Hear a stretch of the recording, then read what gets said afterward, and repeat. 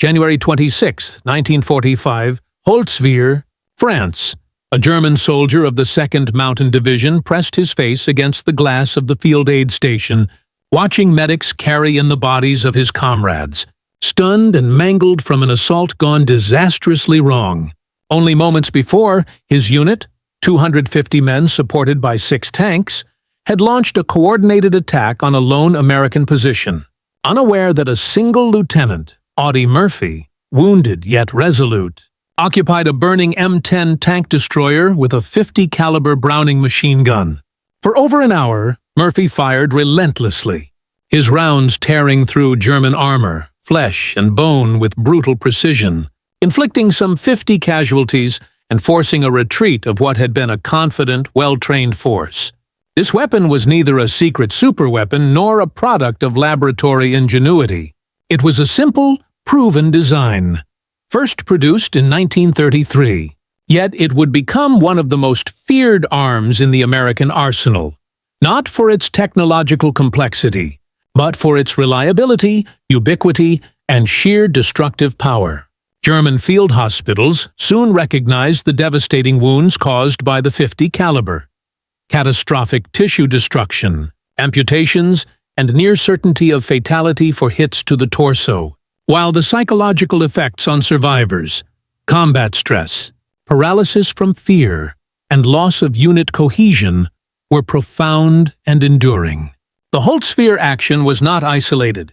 From the bocage of Normandy to the frozen forests of the Ardennes, from the deserts of North Africa to the skies over Germany, German forces learned to fear the distinctive sound of the M2 Browning, a deep rhythmic thunder that carried 500 rounds per minute, each projectile capable of piercing light armor, concrete, and the human body alike.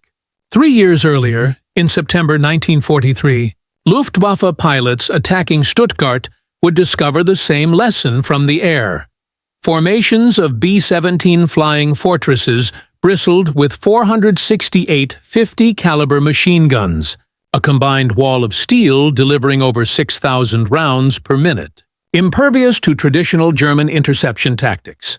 No matter the approach, head-on, diving from above, attacking from below, the American gunners had overlapping fields of fire. No angle was safe. The defensive fire was not merely overwhelming, it was reliable, continuous, and sustained across all weather and terrain, functioning even when barrels glowed red or when aircraft were damaged. German pilots described these formations as flying fortresses, not for their armor, but for the unrelenting hail of .50 caliber bullets that tore through engines, canopies, and wings, a wall of metal through which skill and courage offered little protection. On the ground, the story was identical. From the beaches of Normandy on D-Day to the hedgerows and towns of France, American doctrine ensured that the .50 caliber accompanied virtually every vehicle and every position. Jeeps, trucks, half-tracks, tank destroyers, tanks, supply convoys. Each was armed with at least one Browning M2, often more. Reconnaissance by fire became a standard tactic. Any suspicious building, road, or forested area was immediately engaged, flushing defenders into the open or suppressing them entirely. The psychological effect was devastating.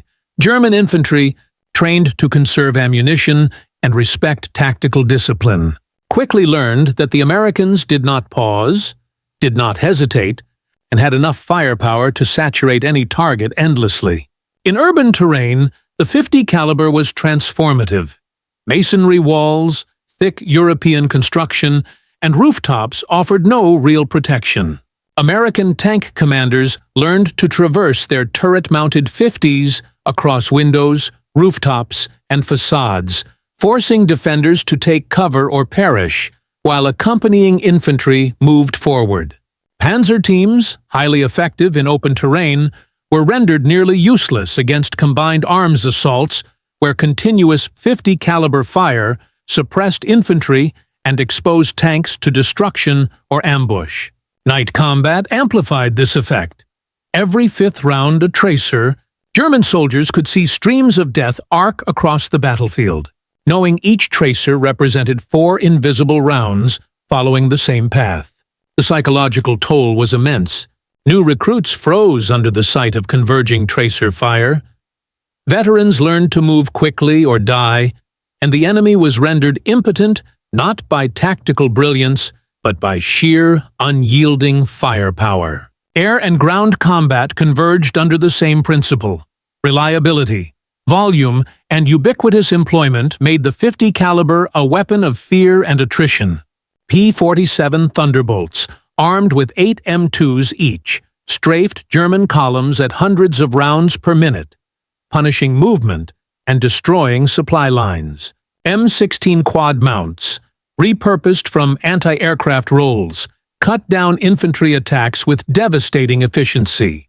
Convoys that had once been vulnerable to ambush became rolling fortresses, their distributed 50s creating intersecting fields of fire that decimated attacking forces and made isolated German vehicles nearly impossible to engage.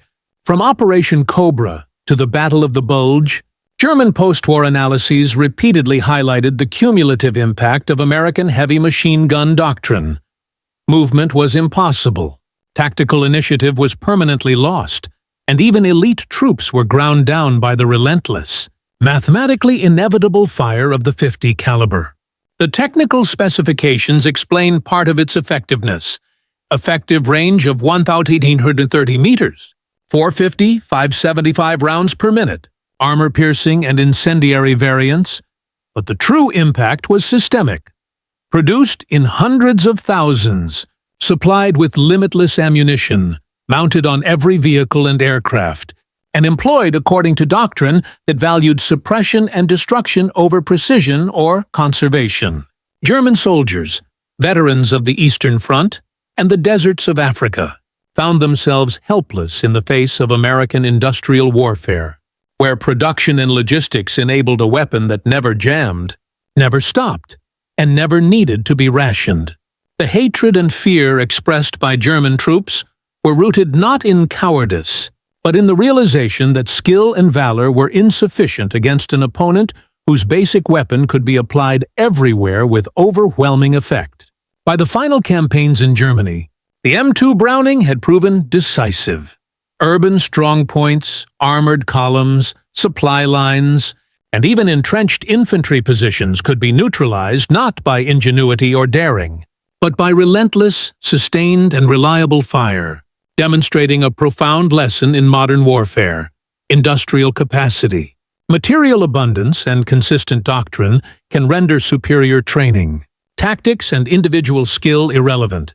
80 years later, the Browning M2 remains in service, a testament to its robust design and the military philosophy that made it the backbone of American combat effectiveness, the ultimate symbol of how industrialized firepower can dominate a battlefield and break even the most disciplined and experienced opponents.